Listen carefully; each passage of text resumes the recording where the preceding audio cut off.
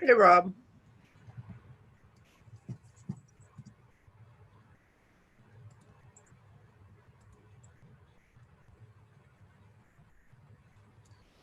Morning, Nancy. Good morning.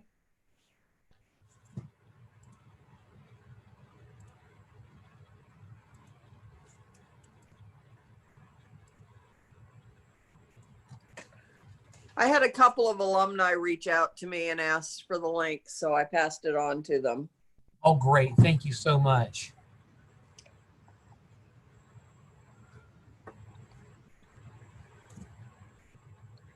I figured since it's open to the public.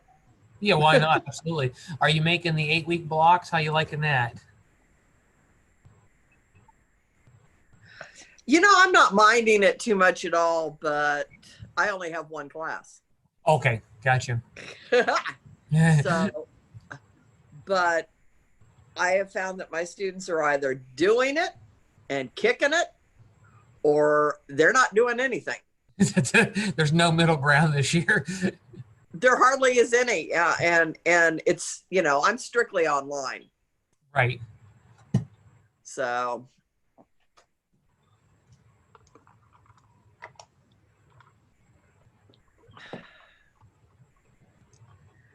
is that Charles?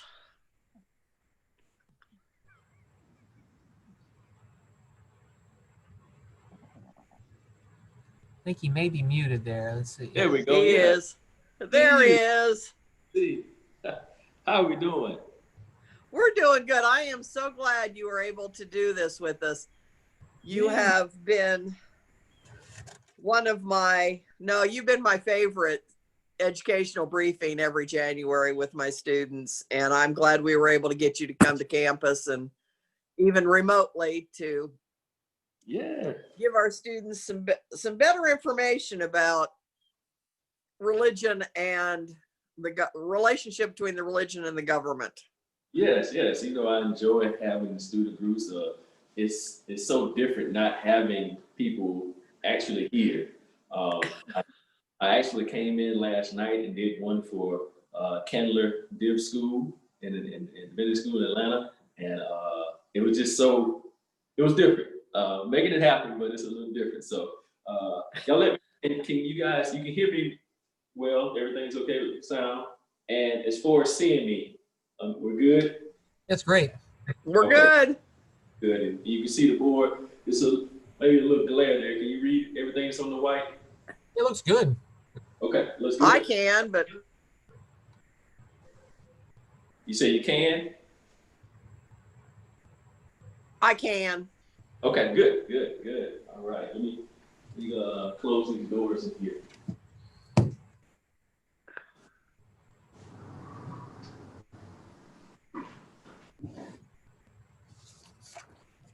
Unfortunately, Rob, you're not getting the full effect of sitting in that room and having the blinds open and being able to look at the Supreme Court. Oh, wow. I've been trying to find a way, and I might try to do it for the class, but it takes so much to place this iPad back in the spot. So, but I still might do it. I might open the blinds and flip the view and see if I can have you guys see that. And so it's amazing. It's easy just to switch the camera around. So when the students get here, I'll do that. It's really wonderful. Plus, it's within walking distance from the Washington Center, so right. It's that always makes it. It's very humbling for me, Nancy. As I think I mention almost every time. I'm from a small town in Georgia that has 4 stoplights. So, even imagine seeing the Supreme Court growing up, single wide trailer that I grew up in. It almost was like a dream or something. It wasn't real. And not to be working across the street from there, being able to go in there and know that some of the cases that they are ruling on, my organization has written briefs on and tried to influence. And it's just humbling things. I never say it in a bragging way. I just say it's just amazing. You just never know. I wanted to let you know, Charles, that in your audience today, there is, I think, I see his name there, a parent from one of the groups that I brought to see you a couple years ago. And his daughter, you know, told him about it. He wanted to hear about it. So he's a teacher. He was also my student.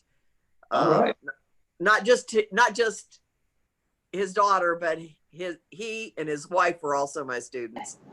So he's checking it out too. Well, welcome. Glad to have So you. you've made an impression. Thank you. I'm glad to be here. All right. Is that Jeff? If I read that correctly? Yes, Jeff. Yeah, that's me. There's Jeff. Glad to have you, Jeff, and I hope I don't disappoint. I'm sure you will not. You come highly recommended. Oh, you have to watch those. You have to watch. Oh, it's all right. Jeff knows me really well. That's great. Yes, I do. I'm proud to say I know you really well. Oh. This is great. This is great. Yeah, Jeff, where do you teach at? Perry Central. Oh, Perry Central. Okay. Yeah. His daughter is Katie Jo Campbell. I don't know if you've met her yet, Rob. Fantastic. But she did the Washington Center with me a couple years ago, and I'm hoping to have her as part of the January program this year too. Okay. And We won't be doing the same kind of things, Charles, that we've done previous Januaries coming to you, but I'm not sure exactly how they're going to set it up since it's all going to be virtual, but I hope to have my students do an educational briefing with you again. Okay. Hey, well, If not this January, then next January. sounds good to me. Whatever you need from me, we'll make it happen. We'll make it happen. One of the things that I wanted to mention to you, Charles, is one of the things that my students have had as a takeaway from your presentations was the idea that if you want religious freedom, if you want the right to practice your religion, you have to support the right for other people to practice their religions. Yeah. And it's such an important point that I'm not sure the students, you know, they're so taken by that idea. It's so simple, but it's so profound too. Yeah, I think what it is, and I've been trying to work on, that resonates with a certain demographic or age group. Okay, but for the younger age group, you say that, and then you have to say something after that. You have to say that doesn't mean you agree with their religion. And for the younger group, when I try to warn them, and I think that our older groups have done it as well, but they're dangerous about, if they disagree with you on one thing, then you're canceled. Everything is over. Like that's not reality. And unfortunately, I think many of us in America have fallen into that we have to agree with every person on every issue, on everything. And if we find one thing that has fault, then we're throwing them away. It's almost like the eye for eye. This leaves all us blind. You know, none of us are going to be able to withstand that. And so I continue to say that, but I try to back that up with saying that doesn't mean you have to agree with them totally. And that's okay. I don't want, me personally, I don't want to be around everybody that I agree with. I don't feel like I'm learning then. I like the challenge. I like the challenge. So I may give them some may give them some of that today. I would think I like that idea. I would think DC presents you with a plurality of ideas, then people you're not going to always agree with. Yes, but you know what? It's funny, Rob. You can get in your bubble. You Mm. can get in your own bubble, even here in DC. You can get in your own bubble. I mean, I look at the neighborhood I live in. There's a certain bubble of people. I think you can go to different neighborhoods and have different vibes and different feels. Um, and I also think that where you work gives you a bubble. Mm. It's the people that you're around, if they agree with your sentiments and what you're doing, then you kind of stay with those people. So yeah, you know, we say so much about Congress and they can't get along and stuff, but Congress really is a representation of where we are as America right now because they're divided and we're divided and nobody's talking to the other side. Because if you're seen talking with the other side, now you're evil, as what we were talking about a little bit yesterday, Rob. And once you call somebody, label somebody evil, nobody wants to talk to you anyway. So I find it we're back in third grade, and it's amazing to me. Yeah, it's utterly amazing. Wow. Well, I know we're at 11 o'clock, so I want to be mindful of your time as people come in. Um, I'll give just a short introduction. I know Nancy could do a lot more because they have personal encounter. I just want to read this paragraph here on the website. Our speaker today, of course, so welcome to Convocation, virtual all year long 2020 Convocation. And our themes this year, we're just looking at people who are making a difference, who care about the world, who are trying to live out in a really thoughtful way how to engage others. So our speaker today, Charles Watson Jr., a native of Millen, Georgia, Director of Education at BJC. His work is focused on expanding the base of support for religious liberty and engaging the next generation of advocates. A graduate of the Citadel, Watson earned a Master's of Divinity degree at Mercer University's McAfee School of Theology. He previously served as the Children's Director of Buckhead Baptist Church in Atlanta and served as a hospice chaplain resident endorsed by the Cooperative Baptist Fellowship. Watson is a veteran of the United States Air Force. That's a lot of stuff that you've done, rubbing shoulders with lots of different people from the dying to military to now Washington, D.C. We are really honored to have you. Brother, the floor is yours. All right. Thank you, Rob. Thank you for that introduction there. You read some of the things and you start adding up. Okay, well, these years are starting to add up here. So it's okay, though. I'm okay with that. Glad to be with you today. Like I said, I'm Charles Watson, Director of Education. Been here for 7 years. July made 7 years for me. And I tell everybody when I do these student groups, I didn't learn about BJC until I sat in a classroom at McAfee. My teacher was Dr. Pam Durso, and she brought in a lecturer from BJC, and it was a Skype lecture that day. And I was sitting in the back of the class, and something said, "Pay attention."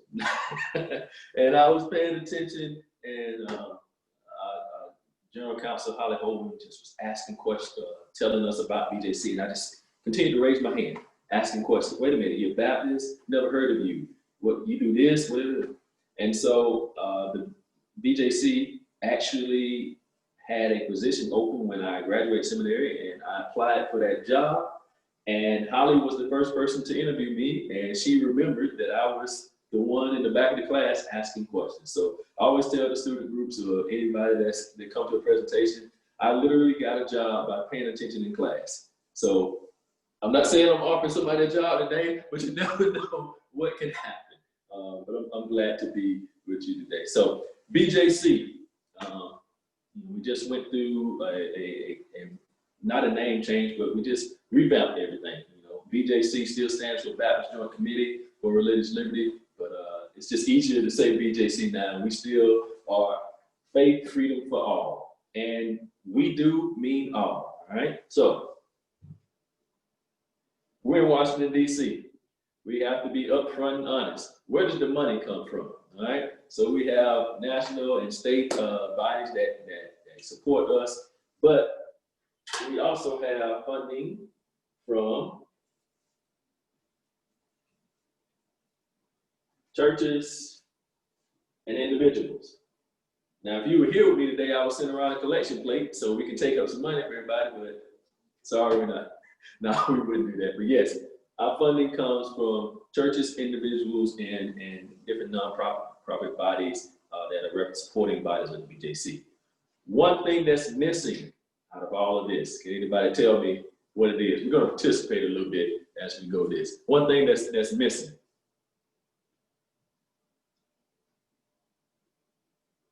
Where's money not coming from? Government? Government. BJC does not take any government funding. And we can talk about why that is in a little bit here, but we don't take any government funding. So now that we've got the money issue out of the way, let's talk about what we actually do there. All right. Our support for religious liberty. So basically up front, you know, Baptists, we believe that God created us freely, and God created us with the ability to say yes to religion, no to religion, yes to going to church, no to going to church, yes to going to the synagogue, no to going to the synagogue. God created us free to be able to choose. So if God made us free and didn't make us robots and didn't make us choose, then the government should never come in and say we have to be a certain religion, or we have to go to a certain worship, form of worship, or we have to be a certain type. We don't have to have a religion at all. That freedom is given to us by God, and the government can't come in and say anything about it. We come from a biblical basis. Whenever we have Christian groups in here, I always ask them the same question. I say, if you can find where in the Bible Jesus actually went through the government to make more disciples, then we'll stop doing what we're doing. Nobody has come back with a verse yet that tells us that we're wrong about that. So we're going to continue to promote it in that way. All right. Baptist experience. Unfortunately, I spent a lot of time saying not that type of Baptist. Many of our Baptists have forgotten that Baptists were thrown in jail and whipped for preaching without a license during the colonial days. And we at BJC never want that to happen to us, but we never want that to happen to anybody again. So we fight for the religious freedom of all people. Finally, constitutional protections. Now, this is when I usually get everybody involved in this, because it's always amazing to me how much religion is talked about, but we actually don't know how much is talked about in our Constitution. So can anybody guess for me how many times the word religion or religious is actually used in the body of our Constitution? Not in the First Amendment, just the body of our Constitution. Can anybody give me a guess of how many times it's used? Religion or religious? I see a 0. That is so close. Anybody else? Once. Yes, once. All right. I promise to send you a t-shirt if you can tell me in what context the religion or religious is used. It's in Article 6. Don't Google it. What context is the word religion or religious used in the body of the Constitution, not the First Amendment? Anybody want to let me know? I'll send a t-shirt. Nancy, you can't do it. No, you can't. I was just going to say, come on, guys, you know this. Good guess. I gave you the article. It's Article 6. We know all the articles, don't we?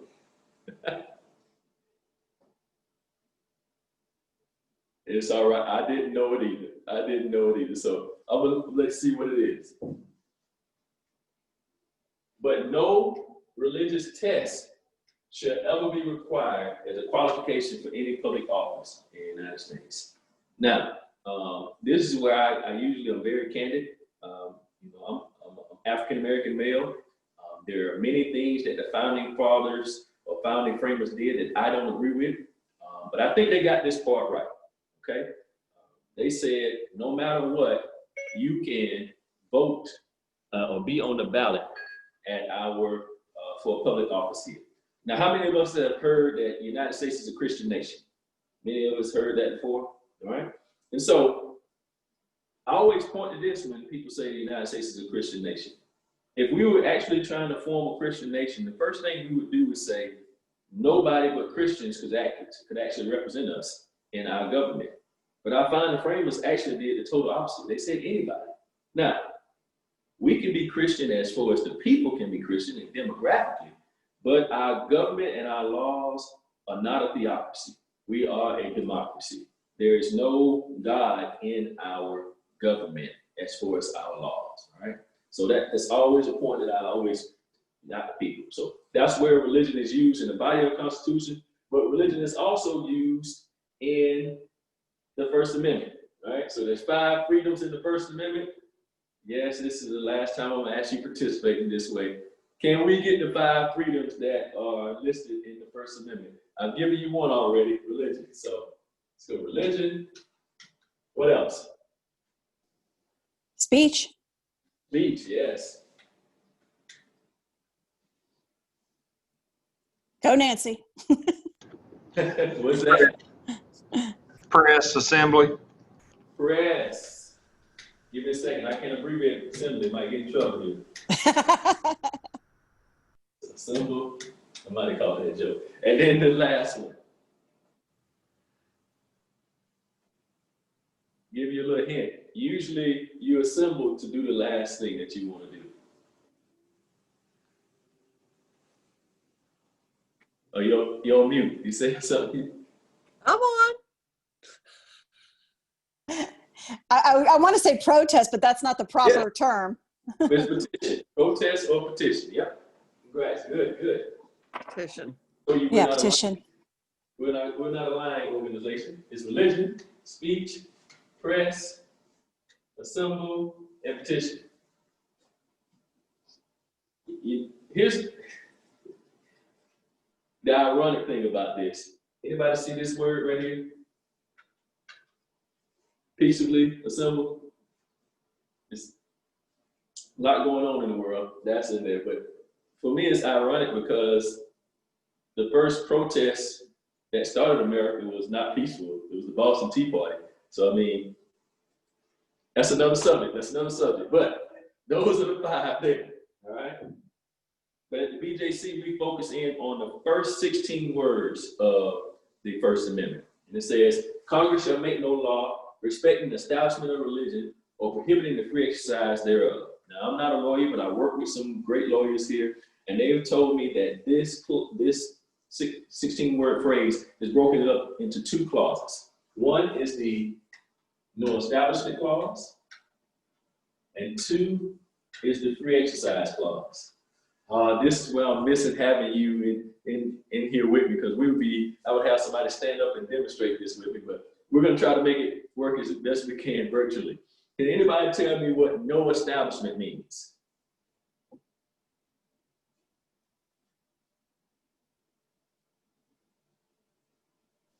Are you just referring to there is no national religion?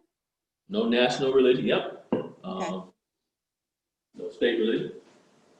But also something that connects with why we don't, there's no federal funding of religion.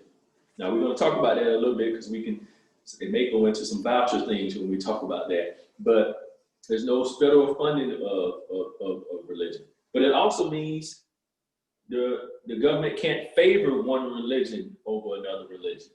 All right? Even further than that, it means the government can't favor religious people over non-religious people or favor non-religious people over religious people. All right? So that's no establishment. All right? How about free exercise? What does free exercise mean? The ability to worship the way that you want to. Worship the way. Exercise your freedom of religion. Freedom of religion, freedom of thought. What do you believe in? You can believe in the doctrine that your church or your synagogue or whatever you have, you can believe in that. All right. So let's think about that for a second. How about if my religion says I have to swing my fists all day like this, and I'm swinging my fists and I'm practicing my religion, and I come up to you, Kelly, and hit you in the nose? Is there a problem? Anybody? You're I have a muted, problem Kelly. with that. Kelly, how do you have a problem? You said I had a religion. I was practicing my religion. Your nose got in my religious way. Where's the problem? That's not good. I would assume that kind of transcends what the framers actually meant. I would assume that too, but I think you're right. You know, we like to say here, your religious liberty ends where somebody else's nose begins. Okay. It's Fair sort of enough. Well, fair enough. Now, we know it's not that cut and dry, but that's how we try to frame it in that way. And we try to think about it as, hey, you can practice your religion, but as soon as it infringes upon somebody else's civil rights, then we have to work it out. Now, that doesn't mean I'm going to win every time or you're going to win every time. That means, hey, we can actually have a court system or a legislative branch that actually figures out what's the best thing for both parties involved, right? And, you know, that's one good thing about America when you talk about America and other countries. At least we have a system to where if there's a grievance, we have a place we can petition our grievances to and try to get it worked out. And sometimes it's messy and sometimes it's we don't always like the results, but at least we have that right as Americans, and that's a great thing. If we ever lose that, then we're definitely in a bad place. So for us at BJC, we like to say we don't want government patting religion on the back, and we don't want government pushing religion in the back.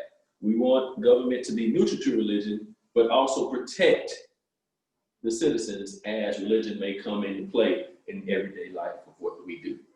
That makes sense? Then why do we have so many religious liberty problems in the world? You guys seem like you figured it out and we haven't. What's going on with it? Well, so that's what we focus on, right? Here are the 4 areas that we work in with BJC, all right? First, learn with us, just what we're doing today. Doing presentations, talking to student groups, going around to different houses of worship, Sunday schools, preaching, or being with religious leaders and talking to them about the importance of religious liberty and the importance of us defending religious liberty for all people, all right? We also do that in the courts, as we talked about. I'm gonna try to do something here. We don't defend clients in court, but we actually write what are called friend of the court briefs, amicus briefs, saying, hey, justices, this is how you should rule in this case dealing with religious liberty, because it'll be the best thing for religious liberty of all people. We actually renovated our center here in 2012. They knew I was coming in 2013, so they renovated everything for me.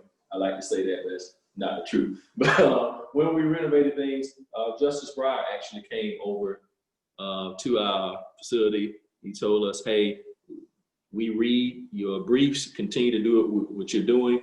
And so that's him signing in the middle there to our sign-in book here, all right? But one of the great things about being here on Capitol Hill is our location. So I'm gonna actually try to move the camera so you can see our great location here on the hill.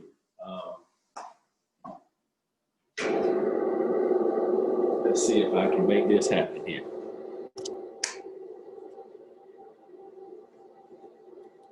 Letting the shades go up. And as you can see there, that's the Supreme Court across the street from us there. Try to go from this angle here so you guys can see it. So yeah, that's it. I always tell student groups, I'm from a 4-stop light town. It's a great view, isn't it, Kelly? It's so great. So I'm from a 4-stop light town in Millen, Georgia.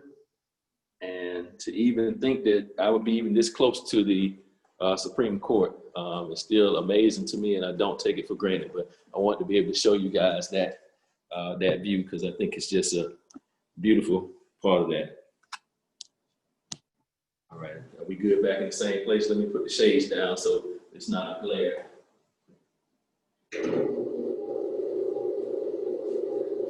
So yeah, so we work in the courts, asking the justices to rule certain ways on different cases so that the best for religious liberty will come out for all people.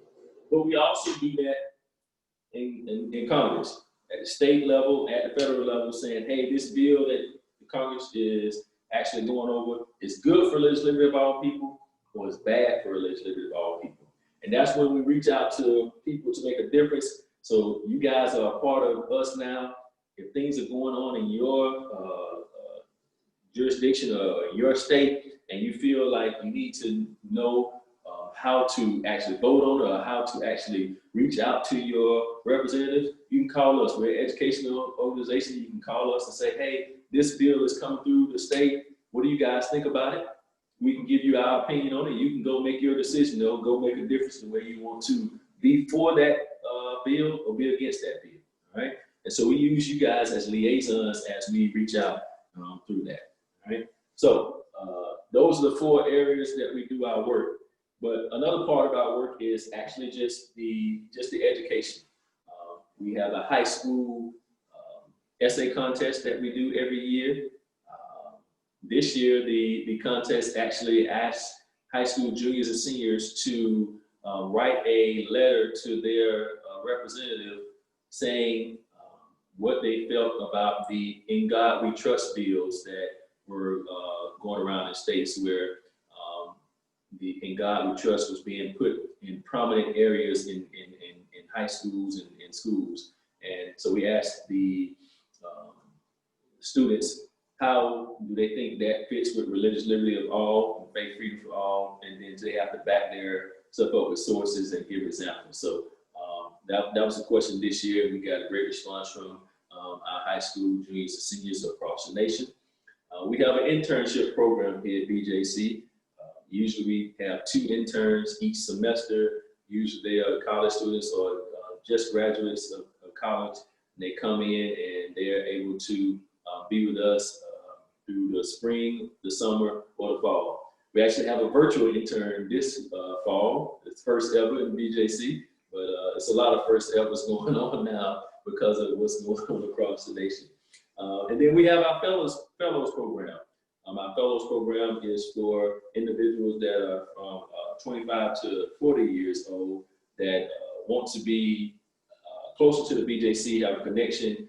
We choose 10 of them each year, and they come to Colonial Williamsburg with us, and we get a deeper dive into the historic background of religious liberty, legal, theological, and like I say, the history of religious liberty. And that's a 4 to 5 day seminar, and then they are liaisons to their community with us from hence, now, and forevermore, as we like to say.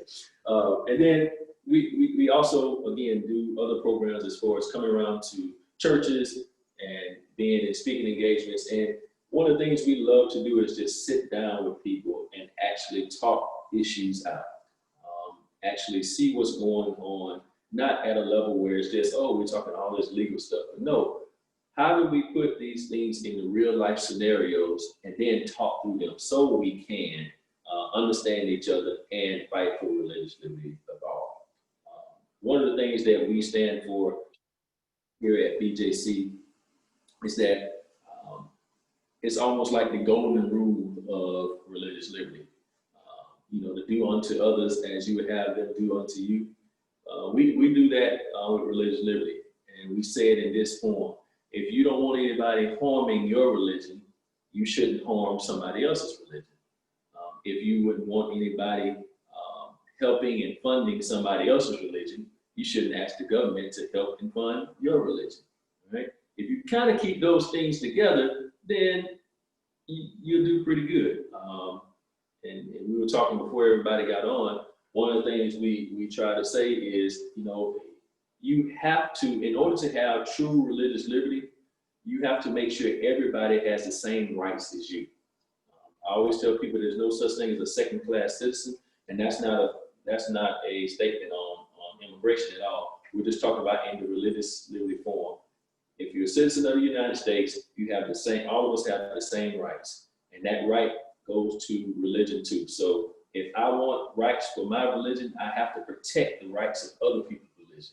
Now, that doesn't mean I have to believe in their religion, but I have to be just as adamant about them believing and having the freedom of their religion as I am about me having mine.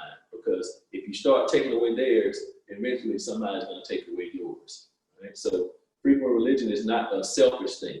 It's actually one of the most unselfish things you should be doing. And that's the way it should work.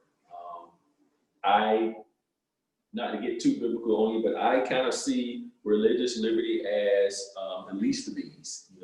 When the Bible, when it says, if when I was hungry, you gave me food. When I was in prison, you visited me. When I was thirsty, you gave me something to drink. Well, for me at BJC, religious liberty in the least of these means when I didn't have a voice, I gave you a platform to speak. So I stood up for you when you didn't have that voice. And so that's what we do with minority religions and people that don't have a religious faith at all, that they still have the same rights as those people that do have a religious faith tradition. All right? So I spoke about the internship on our website. We just have some people speaking about being interns, and also one of our essay contest winners from years ago. I always make a pitch to tell you to continue to come and let us speak and invite us out to your churches or wherever you are. I enjoy doing this. It's probably my favorite thing that I do at my job is speaking to groups in this way. And so virtually or in person, always reach out to us in that way. Lastly, just some things that I want you to know before we can do a Q&A, because that's one of my favorite things to do there, is follow us on social media.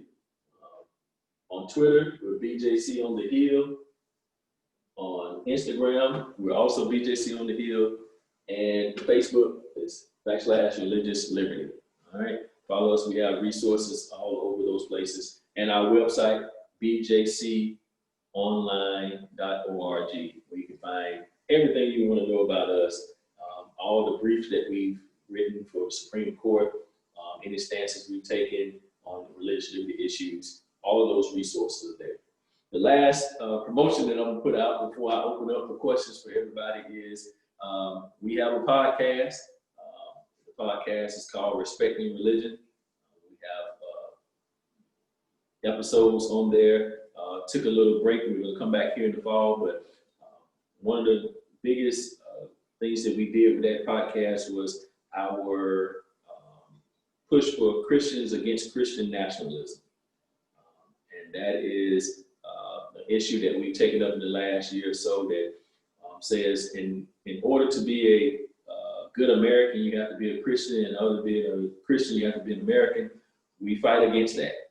You can be a good citizen of the United States and a patriot without being a Christian, and those two things are not linked to each other. It also has been a protection for a lot of racism in the past, hiding behind the Bible and hiding behind patriotism to actually suppress other, not only religions, but people. So visit out that website, Christians Against Christian Nationalism, and actually sign up and sign a petition if you believe in the things that are listed on that. So with that being said, I told you a lot about who we are and what we do and why we do it, but I want to give you guys an opportunity to ask some questions of me. Now, I don't have my legal team with me today, but what I will promise you is that we will sit down and we will talk through the issue and we'll get the answers to the question. And if something that I don't know, I will make sure to get back with you about that. So that's BJC, and I'm gonna bring my seat closer so we can actually have a conversation here. And if you don't have questions for me, I'm gonna have questions for you. That's how we work.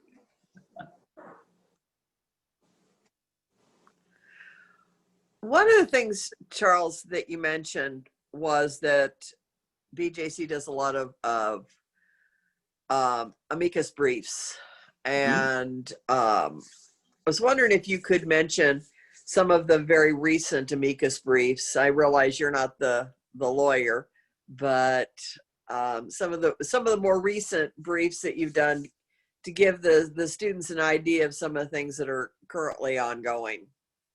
Yeah, so like I say, one of the things we've been doing on our website, we try to show every one of the briefs that we're being involved in. There's some court cases coming up on the docket for this fall the Supreme Court usually takes maybe one religious liberty case a year, two at the most. Lately, they've been taking a couple of ones at the docket. And because religious liberty has started to touch so many things in our everyday life. And sometimes you don't even think about religious liberty when you think about vaccines or women's reproductive health, or just a plethora of things have religious liberty implications for certain people. So one of the ones that's been coming up lately is actually deals with federal funding, government funding of religion in school systems, and also the practice of hiring and firing religious teachers at schools. So some schools have religious teachers, and they're protected by the fact that if it's a religious school or religious entity, the government doesn't come in and tell them who to hire or fire, just like they don't do in a church. Churches or houses of worship can hire or fire their rabbi, their priest, their minister, and government doesn't come in because that's out of their jurisdiction. They leave that up to religion. And so we have schools that have that too, but there have been cases of sort of discrimination brought up against some of those schools and institutions, and balancing the fact whether this person was really a religious teacher, or was this person on payroll as a regular teacher in a religious organization. And so those things have been Espinoza versus Montana Department of Revenue. A lot of things that we've been focusing on is will come with school vouchers. It may not be actually court cases, but actually it deals with government funding of schools, and then those schools, those vouchers actually going to religious schools. And so that's everybody's taxpayers' dollars going to religious entities, and that can get messy as well. When we take stances like that, we all often let people know we're not talking about education and what's the best way to educate people. We're talking about just the government funding going into religious entities. That's our stance on that. We're not talking about, oh, this is the best way to educate people, charter school versus public school. That's not the issue that we focus on. We focus on, hey, if you're going to do these things, where the money flows into has to be, religious liberty has to be a part of that conversation. You just can't throw it away. So those are a couple of things that are coming up.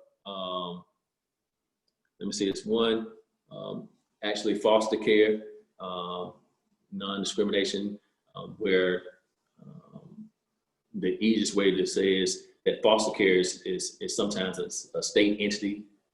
And so choosing, can a foster care choose not to give certain kids to a same-sex couple because that is against their religious beliefs?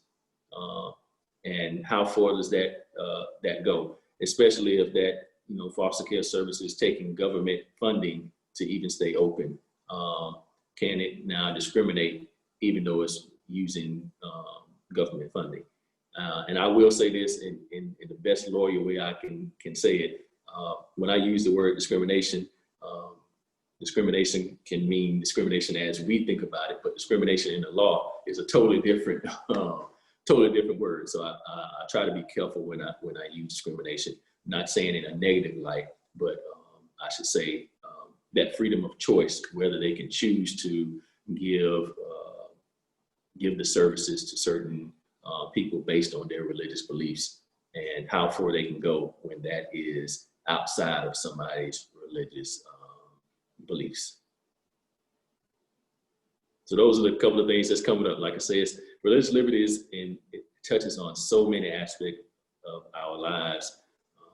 And what I will say with that is that for religious people, I try to tell them, hey, just because something is a religious liberty issue to you and it's a religious issue to you, doesn't mean it's a religious issue to somebody else. All right. And again, this is not the best example I can give you. And this is not a statement on abortion. It's just the example I can give you. For some people, abortion is a religious issue. For some people, abortion is a women's healthcare issue.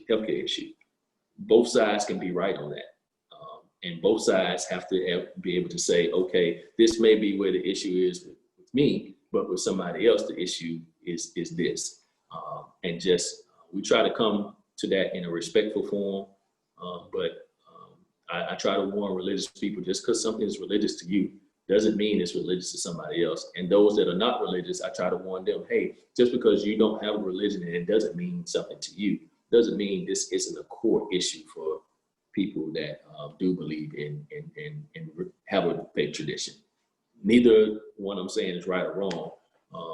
What we're saying is we have to understand each other, that we may be coming from different points of views.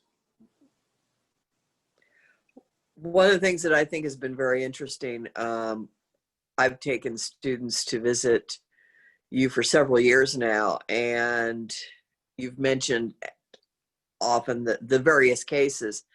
And I think it's very interesting that from a strictly political science perspective, from strictly political perspective, some of those cases are very much on the liberal side. You're very much on, your organization would be very much on what we might consider the liberal side of politics, and other cases are on what we might consider the conservative side of politics. And yet they're consistently in reinforcing the idea of religious liberty. So I find that very interesting, that you can be on one side of the spectrum and the other side of the spectrum. And I think students need to understand that religion, and I think you guys do it so well, religion is not the property of one political side. Exactly. It can't be.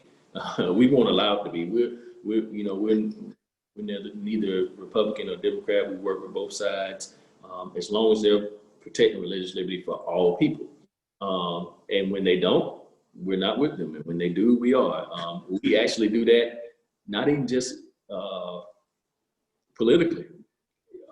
Many religious groups don't agree on these issues. So we end up being in the middle of that. I know back in the 80s and early 90s that some of the religious organizations disliked each other so much that they wouldn't even meet in each other's offices. So they came to the BJC to meet. We were the neutral site for them to meet, because it was seen as if you met in their office, they're in charge of the meeting, so they get the things that they want. BJC was the place that was actually neutral for that. And we try to keep that. But we don't want to be neutral that we don't actually speak out on those issues. We're going to speak out on the issues. We can work with you on one issue, and then on the next case, not even be with you when we do that. And the only people we don't work with are people that actually demonize and pick on religion. Or if you demonize and pick on people that are non-religious, we won't work with you in that capacity.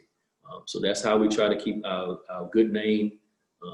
And even with the Baptist supporting bodies that support us, they don't all agree. I don't know how many of you know a lot about Baptist history, but Baptist pretty much means separate and divide.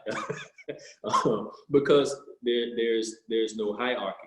Each church has its own individual atonement. So if you don't agree with what's going on in your church, many times people split off and start their own church in the Baptist way, for good or for bad. You have that freedom, but you also don't have some of the structure that is happening there. So we have Baptist churches in the same city that do not believe the same thing, and it would be left or right, would be liberal or conservative, would be Yankees versus Red Sox, to use a sports analogy. Or, I'm from the South, so I'm gonna say Georgia versus Florida in football. So we just don't get along. And so we try to balance that and have a place where they can come together and think about these issues and actually get something done. Other questions that we have? I had a question about your own. I mean, you've been doing this work now 8-9 years there, and you're you have this whole umbrella of people that you're working with, and you also bring your own set of values, beliefs, traditions. I think about your work as a hospice chaplain, right? You have your own pastoral values, and then you work for an agency. Has there been a moment when you yourself have been kind of pushed to think about maybe an area of inclusion that you hadn't considered before? And if so, how did you navigate that when it comes to maybe your own personal beliefs, but then the freedom of the organization? Yeah, I think I come up with several things. One is race plays a big role in religious liberty, and people want to ignore it, but it does. Race has always been a religious liberty issue in the United States. Even when our founding framers were writing, the Constitution, they were still having people being 3/5 of a man, or having people not being able to practice their own religion, even though they said everybody was free. And for many years, that still wasn't the case. I saw it when it came to Muhammad Ali and his stance on not going to war because of his religious belief. And what's so interesting about that case, and I don't want to get off tangent, but what's so interesting about that case, if that clerk wouldn't have went to the Chief Justice and said, hey, we let a Jehovah Witness off from doing some things, why are we discriminating against this Black Muslim? And the only reason that he even, that case even went there, so in the Supreme Court, to even be a case, you have to have, I think, at least 4 of the justices to say, yes, let's take this case, all right? It wasn't gonna make it to that point. What happened is one of the clerks actually read Elijah Muhammad's book, did the studying of the Muslim religion, and then said, wait a minute, we just been throwing this away because this was a Black man saying no to fighting. We didn't actually study and see his beliefs. And so that's how it came about. I say that to say it takes a lot of not just throwing things out when you first hear them, actually digging deep inside of it and then making a decision. And sometimes that's tough because we all have our biases. We all have our initial gravitas that says no to certain things or yes to certain things. But we have to say, okay, even though I'm thoroughly against this in my, first hearing of it, let me make sure I read everything, not just the headline. Let me read the entire article or the entire brief and make sure that. And I would say the perfect example for me is defending organizations that I don't believe in what they do. For me, I'm a Baptist. I believe in baptizing little girls, so I believe in ordaining grown women. That's my belief. I won't go to a church that will not ordain women. Now, I don't condemn the people that do the opposite, but I also have to defend their right to what I say is discriminate, but actually have their religious freedom in their house of worship that says, if their house of worship says no women can be in the leadership, that's their right. And I have to defend that, even though in my heart, in my belief, I think that's wrong. But if I don't defend their right to actually say no, then my saying yes is meaningless, and so I have to defend those. But that's a tough one for me because that's how I feel about it. But I have to defend somebody else's right to choice of words here. I was about to say something else. I defend somebody else's right to think different than me. That's true religious freedom.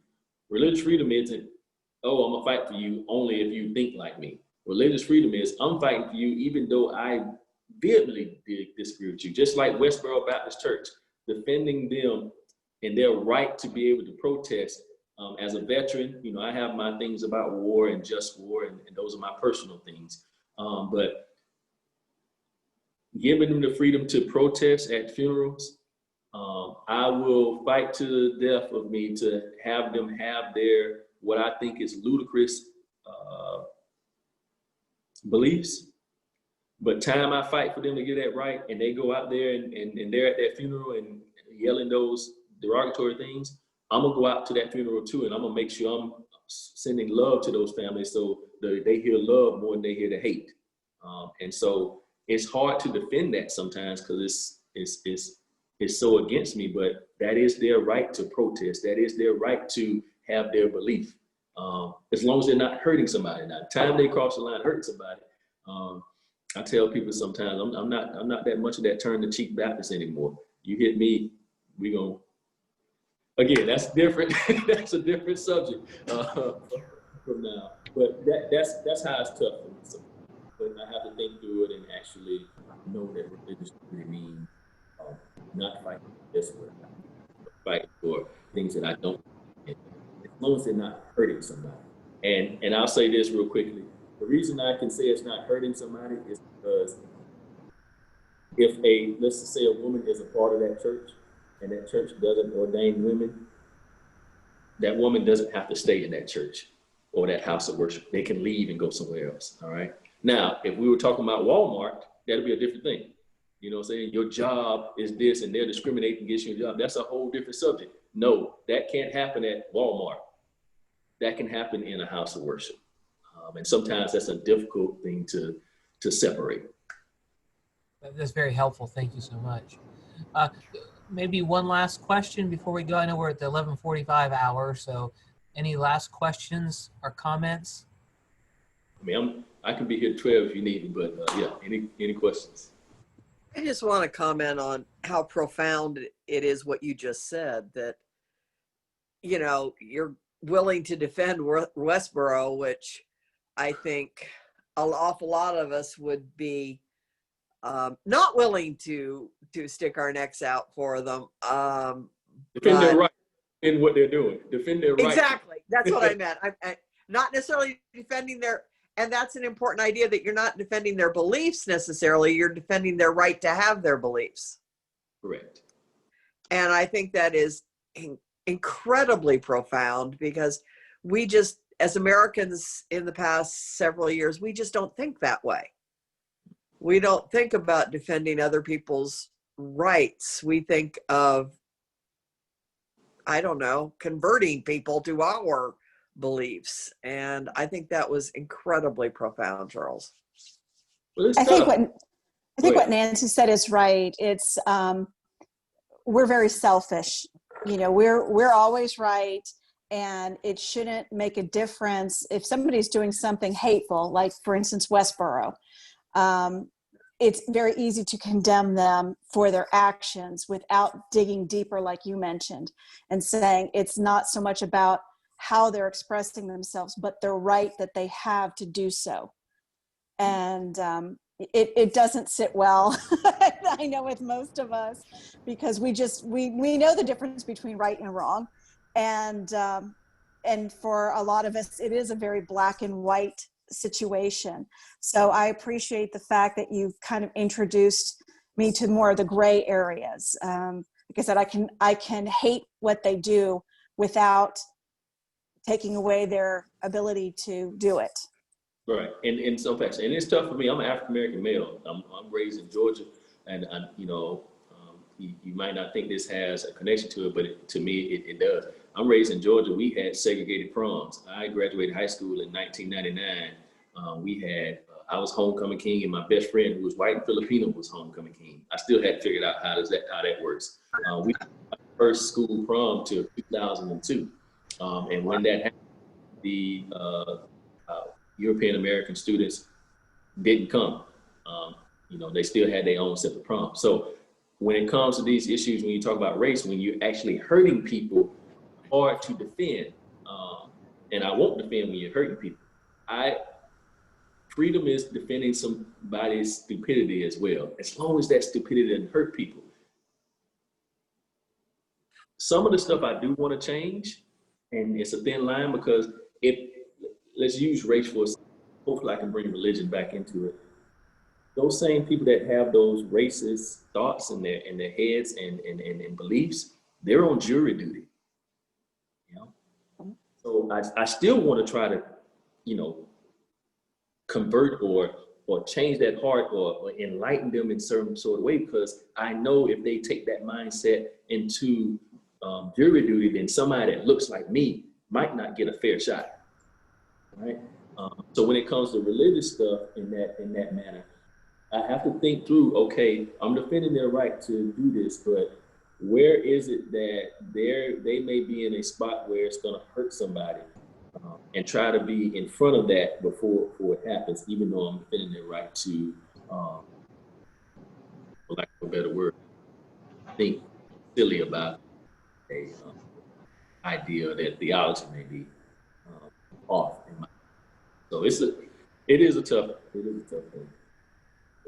One of the things that I think, and it's an issue, I teach mainly sophomores. You're talking high school age kids, and it's about perspective. You know, you can have your views as long as they don't hurt somebody, but to appreciate somebody else's view and come to that common ground, that middle area, to do what's best to propel each other or whoever forward, is something that they have to experience and practice. And I feel that the more experience and practice that I can give them, then the better off they are. You know, they have a lot of my kids when, and I teach world history, but I usually get to the civil rights movement, and a lot of my kids have never heard of Emmett Till. And then when they hear that, and he was their age, you know, a light bulb comes on for a lot of those kids about issues of race or issues of religion or issues of anything really. But you know, that area of perspective is something that I think we've got to get a lot of our younger people looking at. And I do want to thank you all. Thank you for coming on here and allowing me to come on here. We appreciate what you do, and thank you for your service, by the way. And I want to also thank Rob and Nancy for allowing stuff like this to happen. I know that Pike holds a special place in a lot of people's heart, and I really appreciate you all doing this. Thanks, Jeff. Thanks for allowing me to come and do this. And Nancy knows I enjoy the groups and enjoying everybody in this. And you're right, perspective is a big part of it. But one of the things we do have to start doing is being okay with knowing when something is a lie, saying it's a lie. And I say that in the idea of